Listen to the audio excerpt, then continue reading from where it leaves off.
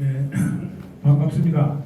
남사부가 30년이 됐다니까 엊그제 같은데 시간이 이렇게 빨리 가는가 하는 생각이 듭니다. 제가 1996년 병자년이었습니다. 배가 병자년이어서 아침에 생각해 보니까 남한산성의 병자년의 의미는 남다른데 병자년이 왔다는 것만 뉴스에서 떠들고 하는데 남한산 얘기가 없더라고요. 그래서 이 병자년을 하면 남한산 우리가 기억할 수밖에 없는데, 그래서 그 해에 제가 성남시 향토문화연구소 소장을 하고 있을 때였습니다. 그래서 성남시하고 얘기가 돼가지고 남한산성에 대한 국제학술회의를 열었어요.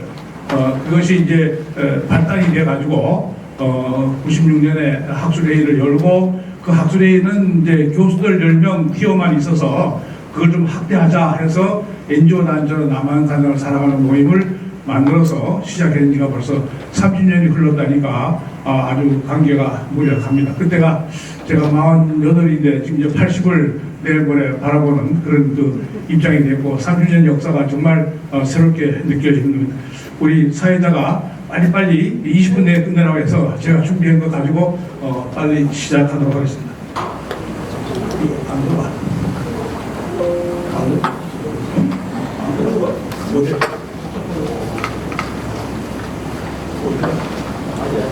이거 벌려줘.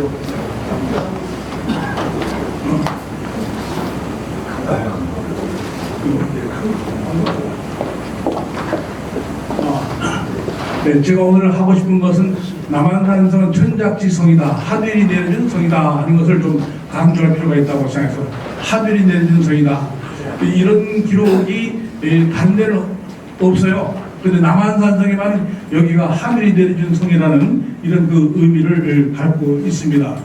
여지도서에 나오는 얘기인데요. 가운데가 평평하고 바깥은 험하고 높고 형세가 웅장해서 산꼭대기에서 갓을 이렇게 씌워놓은 것 같이 그렇게 분지가 되어서 하늘이 내려진 성이라고 했는데, 이 하늘이 내려진 성이 되려면 조건이 있어야 돼요. 그 조건을 제가 생각해보면, 첫 번째로 여기가 고온 분지형이다 하는 350에서 500까지의 그 고온 분지형으로 만들어져 있다, 이런 지형이 우리나라에 없다 하는 겁니다. 그래서 하늘에 내려진 성이라는 건 고온 분지형이라고 하는 그것이 첫째 이유고요. 또 두 번째는 물이 풍부해야 됩니다. 병사들한테 또 산성을 지키려면 물이 아주 풍부해야 되는데 80군데의 자연샘이 흐르는 남한산성입니다. 그래서 물이 아주 많다고 하는 것. 그다음에 성을 쌓으려면 돌이 있어야죠, 그렇죠? 여기 남한산에 주로 이 평감이 아주 풍부합니다. 이 하강암은 아니고요. 하강보다 조금 무르지만 이 주변에 평감이 많습니다. 그래서 이런 걸 가지고 이 성이 되고 여기에서 천년의 역사를 기억했던 그런 곳이다 하는 것을 생각해 볼 수가 있습니다. 이 행궁을 중심으로 해서 자묘우사를 갖춘 우리나라의 유일한 행궁이다. 이 행궁이 여러 곳이 있습니다만은 이 수도의 기능을 갖춘, 이 자묘우사를 갖춘 이런 것은 여기 남한산성이 유일하다 하는 것을 생각할 수 있고요. 산성 축성술의 아주 전형이 남한산성이다. 그러므로 세계유산을 만들 때도 크게 무리 없이 그냥 로드맵에 의해서 쉽게 설정이 되어서 세계유산이 12년 전에 됐던 겁니다.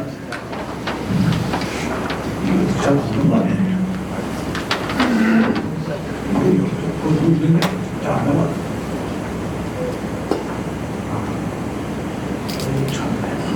왜 이렇게 안 넘어가? 거기서 그냥 터치해. 그냥 넘겨. 다음 한번 넘기죠. 빨리 넘겨. 거기서도 안 넘어. 맞아야지.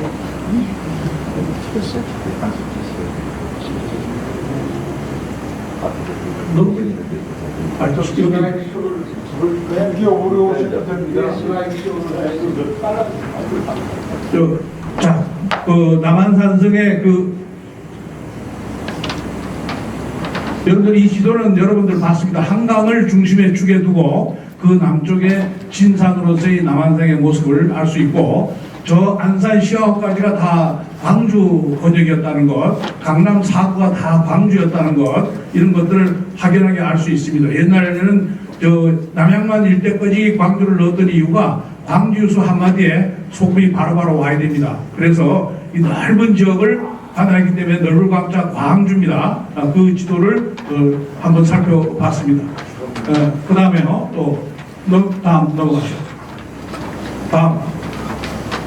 이 지도는 제가 최근에 발견한 지도인데 광주보 지도입니다. 보면 아주 여기에 그 경안천이 다 나오고요. 저 한강이 흘러내려가는 모습이 나오고 봉은사가 나오고요. 그 가운데에 광주가 있습니다. 광주성이 어디냐 하는데 광주성은 남한산성을 말하는 거예요. 어떤 사람들이 광주성이 어딘지 잘 모르겠다고 하는 사람이 많더라고요. 바로 남한산성을 말하는 겁니다. 그래서 분명하게 남한산성이 광주성이고 광주성이 남한산성이다 하는 것을 제가 이 지도를 통해서 더욱이 확인할 수 있었습니다. 다음 넘어가죠. 자, 또 넘어가죠. 이 현대 지도에다 한번 대비해봤습니다. 광주가 어디까지인가 하는 것을 강남 사구 물론이고 남양주시에 저 좁으면 지금 그까지가 다 광주 땅이었습니다. 다산이 광주군입니다. 다산 정약용 알죠, 그렇죠?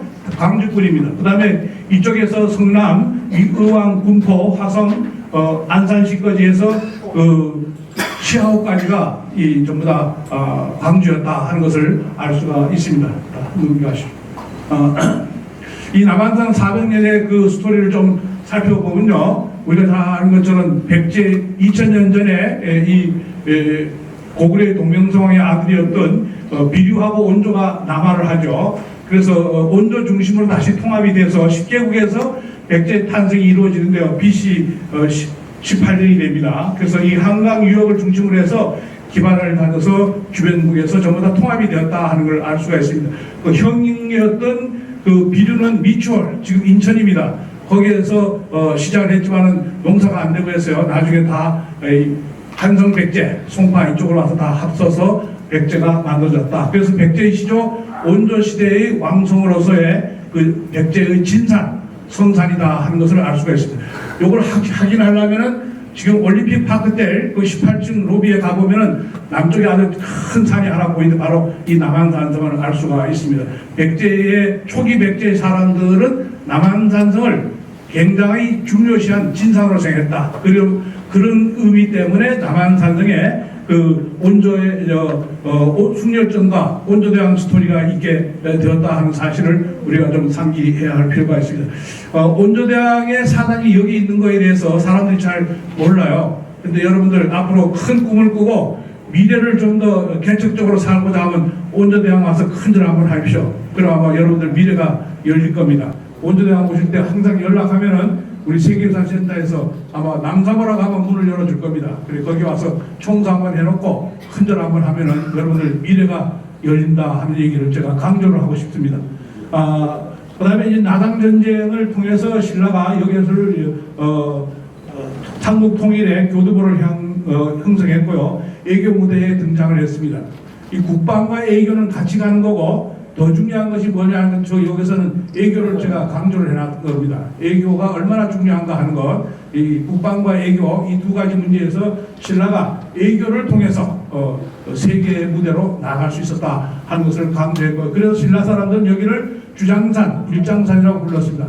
산이 높으면 골이 깊어서 해가 일찍 지는데 여기는 그렇지 않더라 하는 겁니다. 그래서 해가 길다 해서 일장산, 주장산 이런 의미를 가졌습니다. 고려시대는 몽고군이 우리를 6차례에 걸쳐서 대대적인 고려가 침공을 해왔을 때도 여기에서 고려를 물리쳤던 그런 역사적 기록들이 나와 있습니다. 그런 걸 보면은 남한산성은 그 축성 이래로 여러 가지 그 스토리를 가지고 있다 이렇게 볼 수가 있습니다.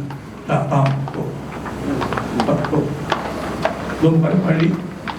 이 택리지에 보면은 뭐라고 나와 있는가 하면은 남한산성 안쪽은 낮고 얕으나 바깥쪽은 험하고 높고 험해서 청나라가 처음 왔을 때 병기라는 것을 날도 되지 못했다. 병기를 하나도 갖다가 여기 댈 수가 없었다. 뭐 대포니 총인이 하는 걸 가져와서 여기다가 댈 수가 없었다 하는 그런 얘기입니다. 병자하는데도 성은에 함락하지 못하였다 하는 사실입니다. 이 남한산성을 자꾸 치욕이다 굴욕이다 하는데 그런 것들은 인식을 바꿔야 돼요. 여기는 함락된 성이 아니에요. 함락된 성이 아니라 택리지에 나온 얘기를 제가 그대로 갖고 온 겁니다. 인조가 성에서 내려간 것은 강화도 함락 때문이다 그런 뜻입니다. 강화도의 왕세자가 다 굶어가 있다가 거기서 이제 전부 다 삼전도에 와서 무릎 꿇게 되니까 인조가 문을 열고 나간 겁니다. 그래서 여기는 한 번도 난공불락의 성으로서 한 번도 여기는 함락된 곳이 아니다 하는 것을 우리가 좀 깊게 생각해야 돼요. 그래서 이 백리지 얘기를 제가 좀 강조를 했어요. 강화성의 함락이다. 여러분들 강화에 가가지고요, 치욕이다 굴욕이다 했다가는 안 맞아요. 강화 사람들한테요. 사실 강화성은 함락이 되어가지고 여러 가지 문제가 있었음에도 불구하고 강화 사람들은 절대 그런 생각 안 하는데 유달리 남한산성에 오면은 치욕이요 굴욕이 하는 얘기를 아주 버젓이 하고 있습니다. 이런 잘못된 역사 인식을 우리가 바로잡을 필요가 있다. 제가 그래서 택리지를 얘기를 가져온 겁니다. 80군데의 우물이 있었다. 지금도 있어요. 연못이 한 40여 개가 있었다. 수원이 아주 풍부했다. 그러므로써 여기가 군량미만 있으면은 아주 항구적으로 견딜 수 있는 그런 그 성이었다 하는 것을 얘기해주고 있고요. 성곽이 갖춰야 할 구비적인 여러 가지 조건들을 완벽하게 갖추고 있습니다. 세계유산위원회가 왔을 때도 제가 안내됐습니다만은 이렇게 그 고대성의 모습이 잘 나타나 있는 것이 아주 참 드물다 하는 정도로 모두가 다 감탄을 했을 정도로 남한산성은 우리나라 고대 성의 모습으로서 아주 전형을 잘 보여주는 성이다 하는 것을 얘기할 수가 있습니다. 다음 빨리. 남한산을 축소하게 된 이유는 제가 몇 가지를 생각해봤는데요. 인지ner한테 외군들이 가지고 온 조총이라는 게 있습니다. 조총을 가져와서 총을 쏴야 되니까 어지간한 평지성은 다 사정권 안에 들어가요. 그래서 큰 산성이 필요했던 겁니다. 그때 인조 임금께서는 남한산성을 수축하자는 얘기가 나오긴 나왔지만 그걸 그렇게 귀담아 듣진 않았어요. 근데 실제 인지ner을 겪어보니까 조총을 가져와서 모든 성이 평지성은 다 사정권 안에 들어가는 겁니다. 그래서 이런 큰 산성이 필요하다 하는 것을 아주 뼈저리게 느꼈습니다. 의주까지 피난가면서 남한산 그때 신하들이 하는 얘기를 귀담아 듣지 않은 것에 대해서 아주 후회했던 실록의 기록들이 나옵니다. 동북아 정세가 변화를 갖습니다. 명나라가 쇠퇴하고 청나라가 일어서는데 정묘호란 후에 후금이 청국으로서 이렇게 부상했을 때 광해군은 인조 바로 위죠. 광해군 15대 임금은 양날의 외교를 잘 탔습니다. 이 외교가 상당히 중요한 거예요. 제가 남한성을 생각하면서 국방과 외교 같이 가야 된다는 얘기를 많은 생각을 하게 된 이유 중에 하나가 바로 광해군은 이 외교적으로 이걸 성공했는데 그런데 그것의 문제가 뭐냐면 우리는 청나라를 뭐라고 했습니까? 오랑캐라고 해서 오랑캐라고 했기 때문에 오랑캐하고 어떻게 가까이 갈 수 있는가 하는 것이 빌미가 되는 겁니다. 그 여러 가지 그 반정의 이유가 몇 가지가 있지만은 중요한 이유 중에 하나가 오랑캐하고 가까이 가려고 했던 그 광해군은 잘못된 거다 해서 결국은 이제 인조 반정이 일어나죠. 이제 그런 것들 때문에 바로 명나라를 가까이 하고 청나라를 후금을 배척하면서 후금의 친위 명분을 제공했기 때문에 인조 임금은 왕위에 오르자마자 1623년에 왕위에 오르자마자 남한산성을 급하게 빨리 이것을 쌓아야 하는 그런 입장이 되어졌죠. 그리고 또 인조 반정이 성공하고 난 다음에 그 공신력을 측정하는데 이갈이 많은 사람을 제압을 하고 큰 공을 세웠는데 이갈은 2등급이 되니까 이갈이 자기 1등급 못된 거에 대해서 상당히 원한을 가지고 있었습니다. 그래서 이갈이 난이 일어나면서 임금은 저 공주까지 피신해야 하는 그런 입장이 되고 해서 서울 근교에 큰 성이 필요하다 하는 것을 느끼면서 남한성 축성론에 대한 것을 급부상시켰습니다. 다음.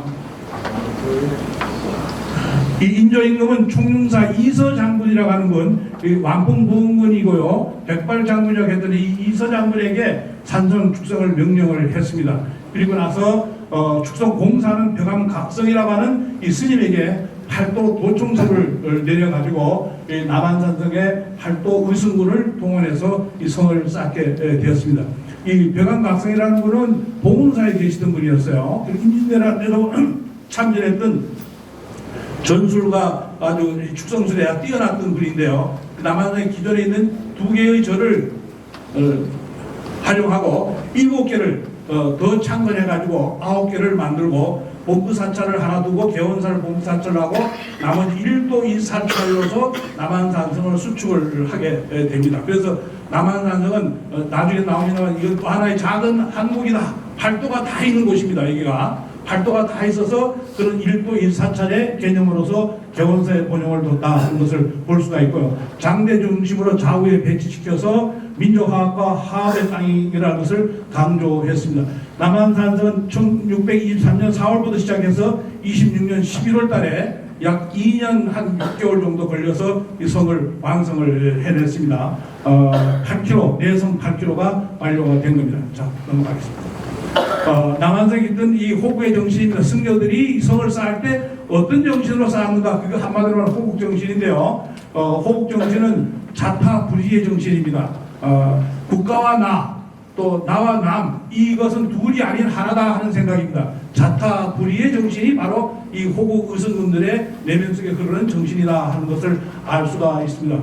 국가의 대역사, 국가의 대큰 어마어마한 조선왕조 시대의 남한성 축소이라서 국가의 대역사입니다. 이 역사에 내가 태어나서 내가 참여해서 돌 몇 개를 놓고 살 수 있다는 것, 이것은 내 존재의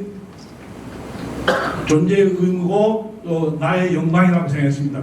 이 국가를 위한 일에 내가 동참한다 하는 것을 영광으로 생각했다. 그런 면에서 이 호국 정신의 위대성을 우리가 다시 한번 의미를 되새겨 볼 필요가 있다.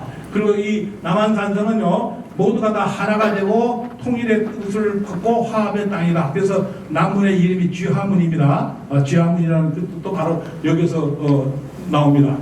이 다름을 인정하는 그 화합의 정신, 서로 다르다 하는 것을 인정할 수 있는 그런 화합의 정신이 바로 이 불의 정신 속에 있다 하는 겁니다. 우리는 틀리다 맞다에 너무 익숙해져 가지고요, 나와 같지 않으면 다 틀리다고 생각하는데 그게 아니고 나와 다르다 하는 것을 인정할 때 거기에서 화합이 나올 수 있다 하는 것을 생각할 수 있습니다. 이분법의 사고방식이 우리가 너무 많이 젖어 있는데요. yes, no, 뭐 이렇게만 우리 자꾸 판단을 하는데 yes가 no고 no가 yes라는 사실을 우리가 좀 간과하고 있는 것 같습니다. 그래서 이 불의의 정신, 이 둘이 하나가 된다고 하는 것, 이런 걸 잘 이해했을 때에 민족의 화합, 통일 뭐 이런 것들이 이루어지는 거지, 상대를 인정하지 않으면은 모든 것이 화합이 되지 않습니다. 상대가 어떤 얘기를 하더라도 그 사람은 그 사람의 입장에서 하는 얘기가 있습니다. 자기는 그 주장하는 논리를 가만히 보면은 내 판단으로 생각해 보면 아니지만은 상대 입장에서 그의 입장에서 얘기를 들어본 또 일리가 있는 겁니다. 그래서 상대 입장을 이해하려고 하는 태도, 이런 것들이 화합으로 가는 하나의 그게 아닌가. 요즘에 너무 예스노만 따지라고 사지선다형만 공부해가지고 나와 틀린 건 다 다르다, 틀렸다 하는 이런 사고방식이 우리가 너무 많이 젖어 있는데요. 이 이분법을 극복해야 됩니다. 우리 사회가. 이 지금의 그 이런 대립 같은 것도 이분법을 극복해야 되는데, 이런 것들이 앞으로 남한산성에서 우리가 많이 생각해 봐야 할 길이라고 생각합니다. 왜 이렇게 막는 것 같소? 한꺼번에 다는 거. 자, 요게는 이제 그 현절사를 중에서 조선의 남한산성은 세 가지 정신입니다. 호국의 정신, 선비의 정신, 그 다음에 신학의 정신, 이런 것들이 꼽힌 바로 남한산성은 중요한 역사적 의미를 가졌다. 그 신학의 정신, 명청교체기에 또 이 광주 사람들이 고민을 했어요. 자, 우리 전통적으로 뭡니까? 전부 다 명나라예요, 그렇죠? 명나라가 큰 나라예요. 사신형은 다 명나라 사신과 접대했어요, 그렇죠? 그래서 여러분들 선산에 가면 다 뭐라고 써 있습니까? 유명국, 명나라 연호가 써 있어요. 그리고 숭정기원후 하고 써 있어요. 그게 뭔 말입니까? 명나라 망한 지 100년 만에 우리 집에서 이 비석을 세운다. 그런 뜻이거든요. 유명국하고 또는 숭정기원후 하는 얘기가요. 근데 명나라 망한 거하고 자기 집에서 할아버지 비석 세우는 거하고 무슨 관계 있습니까? 그렇게 해야지 그게 양반이라고 했습니다. 근데 이런 데서 탈피하는 것이 뭡니까? 바로 이 신학의 정신이에요. 우리는 명나라가 아니에요, 그렇죠? 그런데 우리는 죽어도 명나라고 생각하는 할아버지들이 많았어요. 그런데 세월이 변해서 현실적으로 청나라가 부상하니까 청나라하고 가까이 가야 되지 않냐 하는 생각을 가져요. 저 판교 널다리에 앉아가지고 하루는 경상도 선비가 와가지고 한양을 향해서 막 손가락질하고 욕을 합니다. 저 한양 선비라는 사람들은 지주도 없고 의리도 없고 명분도 없는 사람들이라고 막 얘기를 합니다. 가만히 들어보니 어때요? 일리가 있어요, 그렇죠? 근데 한양 선비가 또 하루날 와가지고 저 경상도 전라도 저 무지랭이들 세상이 어떻게 돌아가는지도 모르고 있고 저렇게 세상이 전혀 모르고 앉았다고 막 그 비판을 합니다. 현실을 전혀 모르는 그런 그 사고방식에 빠졌다고 막 비판하는데 그 얘기 들어보니 어때요? 그것도 맞아요. 그래서 두 가지 말이 다 맞아요. 양쪽의 얘기를 다 들어간 사람이 고민하는 거예요. 한쪽으로 치우쳐 있으면 고민 안 해요. 그렇죠?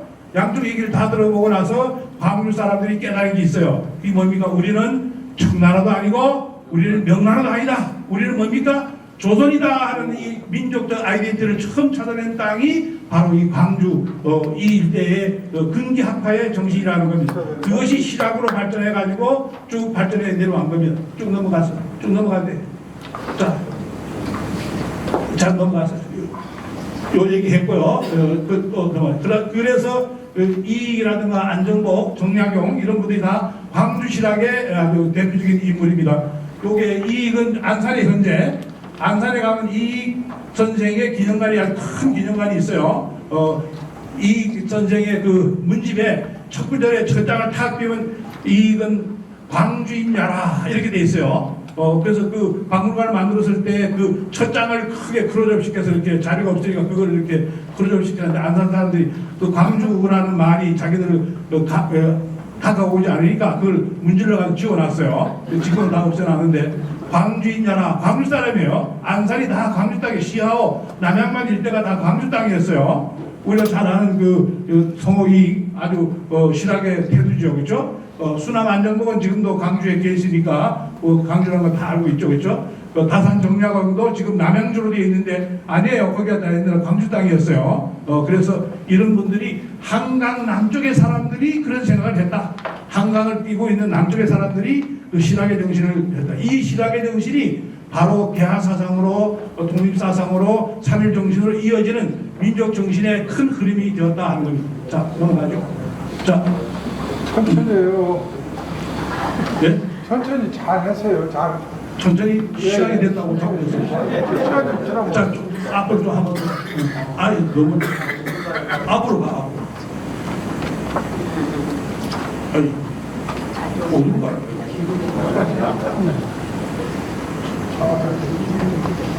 그다음. 네. 다음 넘어가요. 넘어가. 뒤로 가지 앞으로 가. 왜 자꾸 넘어가요? 빨리 가라 앞으로. 뒤로 가라니까 왜 앞으로 가? 자꾸 다음으로 가라. 다음. 됐어요. 그런데 이 이제 남한산성이 이 조선왕조 시대는 아주 여기가 굳건하게 광주 유수하면 아주 상당한 끝발이 있었어요. 대단히 중요했는데 이것이 이제 일제가 식민지 책략을 쓰면서 보니까 민족의식이 가장 강한 사람들이 어디예요? 광주 사람들이에요. 광주 사람들은 요 임금이 여기 행궁에 오시면요 넉살 좋은 사람들은 가가지고 임금한테 가서 막걸리도 얻어먹은 사람이 있어요. 그리고 악수도 했어요. 용안을 뵀어요. 임금이 용안을 뵀다는 건 굉장한 그 자부심입니다. 성한 사람들의 그 자부심이라고 이루 말할 수가 없어요. 이런 그 자부심이 강하고 그 국가가 임금이 와서 격려해주면서 성을 잘 지키라고 했어요. 자기 구역이 다 있었어요. 그렇게 했던 사람들인데 외세가 침략하면 싸우라 하는 교육을 받은 사람들이에요. 270년 동안. 그래서 일제 식민지 침략을 쓰려고 하니까 거기 잘 맥히지 않은 동네가 광주예요.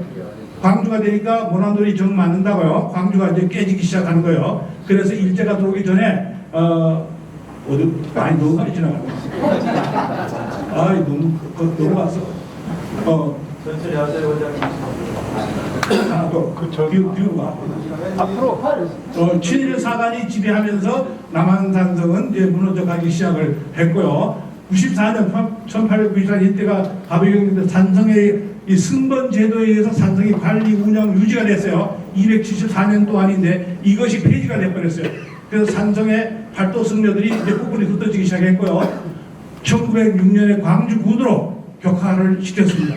그래서 광주가 여기 있던 그 광주를 저 경항으로 이전을 해버렸어요. 그리고 1907년에는 여기 무기이기 때문에 파괴를 하고요. 경항으로 이전해서 산성 거위민 제도라는 것이 이제 전부 없어지게 됐어요. 그래서 경항으로 간 이후에 제가 조사를 해다 보니까 천호동으로 해방이 되고 나서 천호동으로 이전하자 하는 그런 광주 사람들의 그게 있었어요. 그때 천호동으로 광주를 옮겨놨더라면 남한성의 판도도 다르고 광주의 판도가 달랐을 텐데 이 천호동으로 이전하자 해방이 되고 나서 그런 운동이 나왔는데 그때 아마 남사고가 있었더라면 그 운동을 했을 텐데 남사고 없어졌는지 또 유양문화 되고 말았어요. 2000년대 와가지고 또 광주하고 성남하고를 이렇게 하남하고를 이렇게 잘라낼 때 그걸 자르면 안 된다. 하남을 그대로 붙여둬야 된다. 2000년대에 또 그런 정부 시책이 있었는데도 광주는 이상해서 결국은 분리해서 지금은 하남도 엄청난 차이로 광주하고 지금 차이가 벌어지고요. 이렇게 되는 것들이 우리가 역사를 잃어버리고 어떤 의식을 잃어버리니까 지역이 이렇게 팽팽화되더라 하는 것을 우리가 새롭게 한번 생각해 봐야 됩니다. 전호동으로 이전했더라면 광주가 어떻게 됐을까, 남한산이 어떻게 됐을까 하는 걸 상상해 볼 때 정말 여러 가지를 생각해 볼 수가 있고, 또 우리가 하남으로 분리하지 않았을 때는 어떻게 됐을까 하는 것도 생각해 볼 수가 있습니다. 이 남한산성에 남사모가 있어서 그래도 이런 얘기를 할 수 있다고 하는 것만 해도 우리들에게는 큰 행운이 아닌가 생각됩니다. 그 다음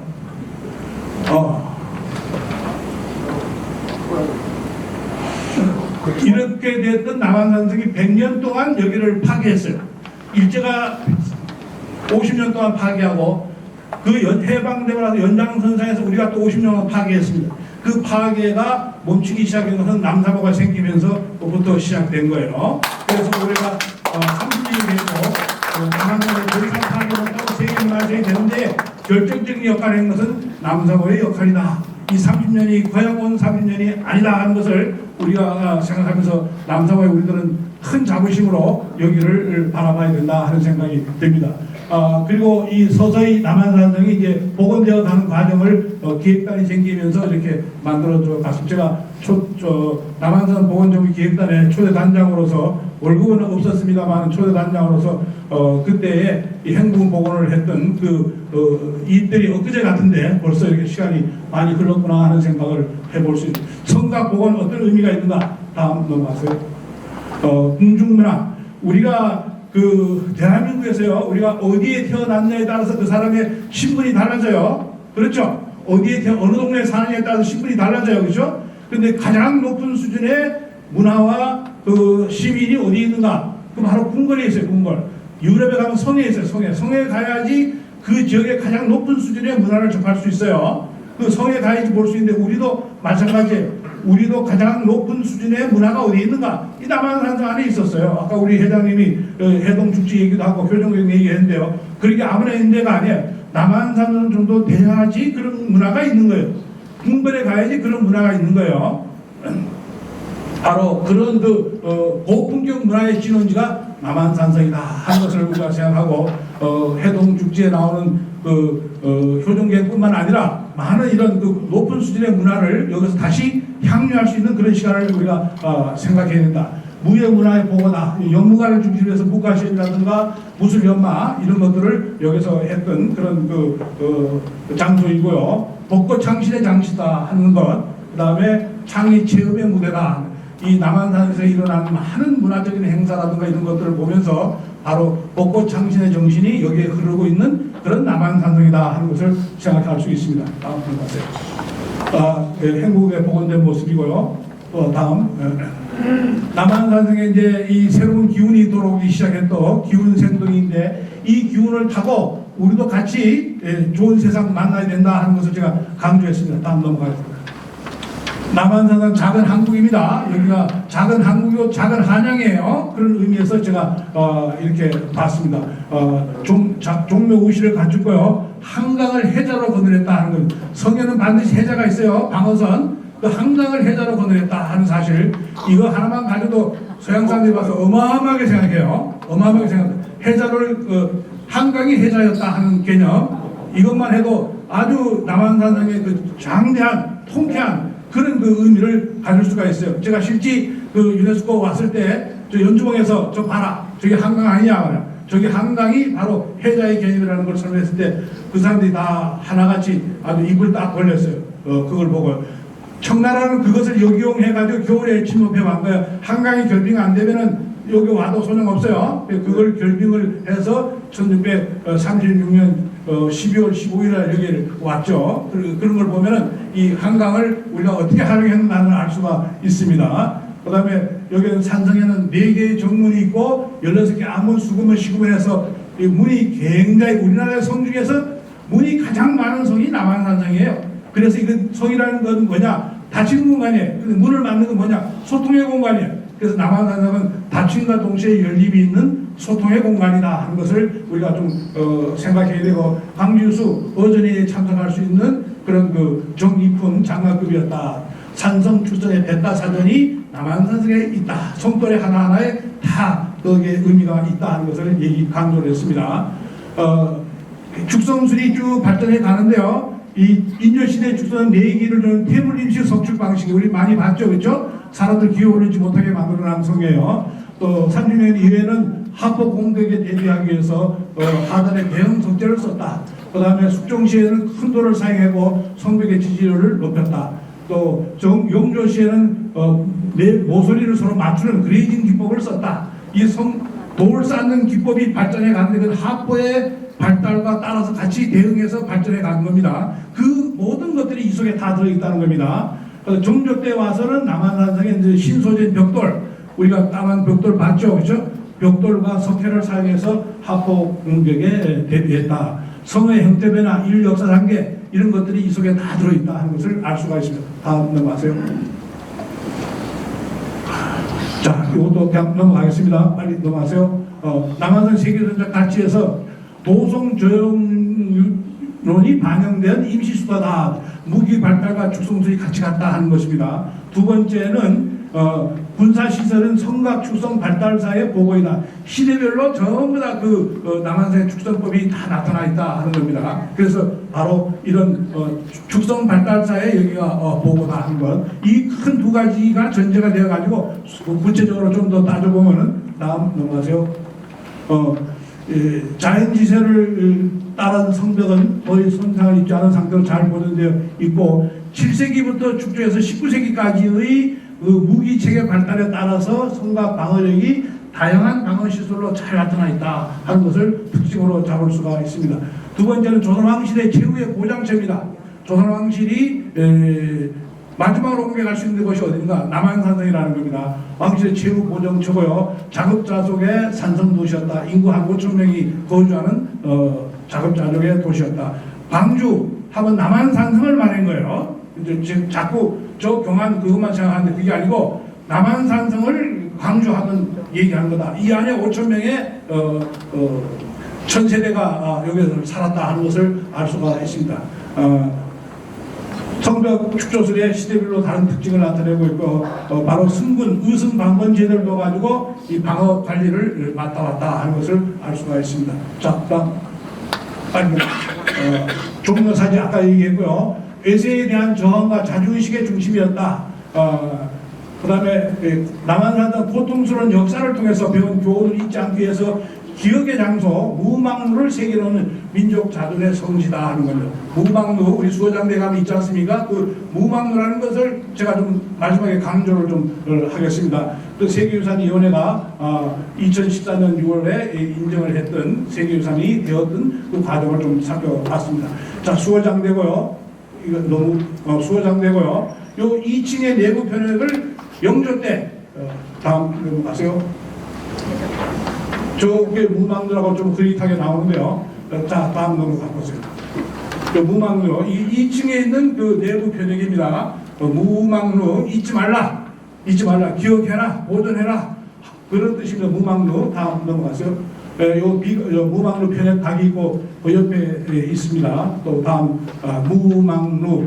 남한산성에서 제가 오늘 마지막으로 하고 싶은 얘기는 이 무망루, 잊지 말라, 기억해라 하는 이것을 우리가 강조를 했다. 남사모도 이 뜻을 따라서 우리가 가는 길이 아닌가 생각됩니다. 잊지 말라. 기억하는 역사는 아픔을 되풀이하지 않는다. 역사를 잃어버린 민족의 미래는 없다. 역사를 기억하는 민족은 미래를 개척하면서 번영한다. 잊지 말고 기억하고 기록하고 보존하고 그것을 우리가 교훈으로 삼는 반면교사의 장이 남한산성이다 하는 것을 강조했습니다. 항쟁과 비극 그것은 슬픈 아름다움이었다 하는 것을 얘기하고요. 그다음에 이스라엘과 로마군의 마스다의 기록 같은 것들 그냥 참조만 하고 넘어가도록 하겠습니다. 항쟁과 비극 그것을 통해서 우리가 역사를 어떻게 반전시켜 왔는가 하는 것, 민족 자존의 성지로서 여기를 폐전지 치욕의 굴력의 땅 이런 데서 우리가 벗어나서 민족 자존의 성지로 남한산성을 우리가 바라봐야 된다 하는 것을 생각해 봤습니다. 무망루 잊지 말자 하는 것을 기억해서 남사모는 잊지 말자고 하는 여기에 방점이 있는 시민단체라고 생각하면 되겠습니다. 다음 넘어가겠습니다. 마지막입니다. 이 올탄 박정화 선생이 무망리에 올라서 이런 글을 남겼더라고요. 제가 새롭게 발견해 봤는데요. 아주 큰 하련지기가 있습니다. 누구나 한번 이 무망리에 오르면 호방하고 장쾌하여 스스로 발을 굴러서 마음이 확 트이는 가슴으로 긴 휘바람을 불어보고 싶지 않은 이가 없을 것이다 얘기했어요. 여러분들 무망리에 올라가 보면은 이런 기분이 든다 하는 겁니다. 올탄 박정화가 아주 잘 표현해 남한산성에 이렇게 화려한 흥금이라는 마음이 확 트이는 그런 그 가슴으로 긴 휘바람을 불어보고 싶은 것이 무망리에 올라보니까 이런 느낌이 들더라 하는 것을 올탄 박정화 선생님이 남겨놨습니다.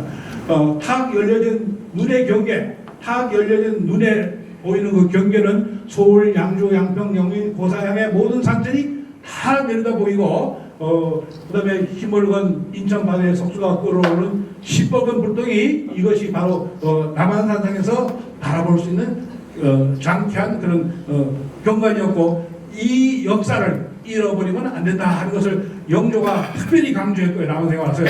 그래서 무망루라는 편액을 남겨놨는데 우리가 남한산성은 한동안은 잊어버렸어요. 영조가 왔다 가고 난 다음에 그렇게 써놨지만은 우리가 한동안 잊어버렸지만 한 100년 동안 잊어버렸는데 이제 이것이 다시 우리들 가슴에 와서 닿는 이런 말로 했습니다. 마지막으로 남한산성의 미래를 꿈을 꾸자 하는 것, 무망루를 통해서 꿈을 꾸자 하는 겁니다. 남한산 한강 남쪽의 진산으로 백제, 통일신라, 고려, 조선 역사의 절과목입니다. 과거를 통해서 현재를 아는 역사, 정신교육의 장이다 하는 거예요. 백제 사람들이 여기서 뭘 꿨을까? 진산의 꿈이었습니다. 백제인들은 진산의 꿈입니다. 남단의 꿈입니다. 통일신라를 위해서 삼국을 통일하는 대업의 꿈을 꿨습니다. 고려는 항전의 꿈을, 몽고와의 항전의 꿈을 꿨고요. 남한산성은 기억의 꿈을 꾸는 무망루가 있는 곳이다 하는 겁니다. 숙종은 북한 산성에서 꿈을 꿨고요. 정전은 화성의 꿈을 이 남한산성에서 꿈을 꾸었다 하는 겁니다. 그렇다면 우리는 무슨 꿈을 꿔야 할까 하는 것을 우리가 각자가 좀 가슴속에 생각을 해봐야 될 것 같습니다. 문화적 가치를 소중히 생각하는 문화의 꿈을, 우리는 품격의 꿈을 여기서 꿔야 되지 않을까. 한국의 미래를 꿈꾸는 자, 남한산성에 오르라 하는 얘기를 하고 싶고요. 시간을 초월한 산성의 메시지에 귀를 기울여야 하는, 우리 남사모는 바로 시간의 역사 속에서 시간을 초월한 산성의 메시지가 있습니다. 이 산성의 메시지, 강렬한 메시지, 무망루입니다. 그 메시지에 귀를 기울이는 사람들이 남사모 사람들이 아닌가 하는 걸 생각해보고요. 모두 남사모가 되어가지고 자유와 존엄성, 성을 지키는 이 자유와 존엄성의 이 가치를 지키는 미래의 주인공을 우리가 거듭 태어나야 하지 않을까 하는 생각을 가져봤습니다. 조금 서둘러서 좀 죄송합니다만 자꾸 집행부는 시간이 됐다고 자꾸 사인해줘서 제가 좀 서둘렀습니다. 감사합니다.